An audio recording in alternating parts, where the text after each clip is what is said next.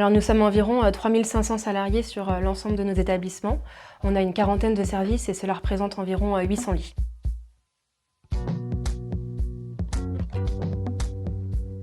On sait qu'un hôpital est amené à évoluer au cours des années.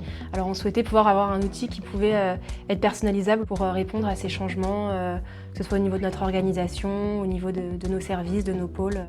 Aujourd'hui, sur l'établissement, on utilise principalement Bluekango dans le traitement des événements indésirables, sur la partie gestion documentaire, toutes les procédures de l'établissement. Et pour terminer, on vient de mettre en place le programme qualité sur Bluekango.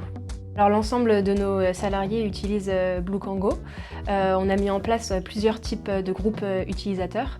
Alors on va avoir la qualité qui va être administrateur sur Bluekango, les cadres et les responsables qui vont avoir un profil spécifique au niveau du traitement des FEI, qui vont avoir leur tableau de bord spécifique à leur service afin de pouvoir traiter au mieux les événements indésirables dans leur service.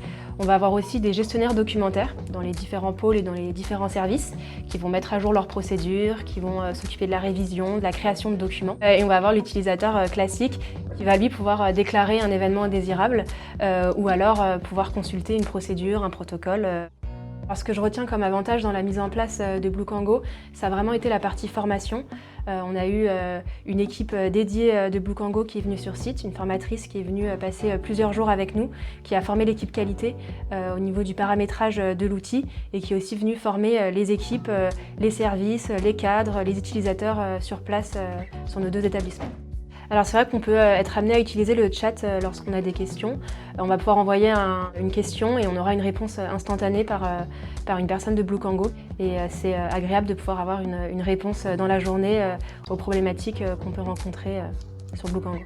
L'avantage de Bluekango, c'est également qu'il est disponible sur web et ça a été un plus dans le fait qu'en cas de cyberattaque, on peut avoir accès à Bluekango et avoir accès à l'ensemble de nos procédures.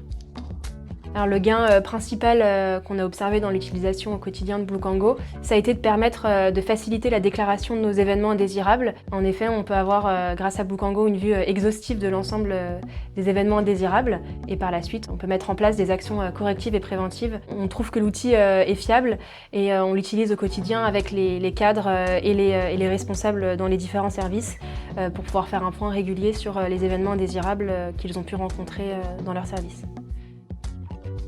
On a plusieurs projets en cours de réflexion avec l'équipe qualité et Bluekango. On aimerait bien mettre en place les plaintes et réclamations, la cartographie des risques et les audits sur Bluekango dans les prochains mois. L'idée, c'est de pouvoir faire des liens entre tous nos outils qualité.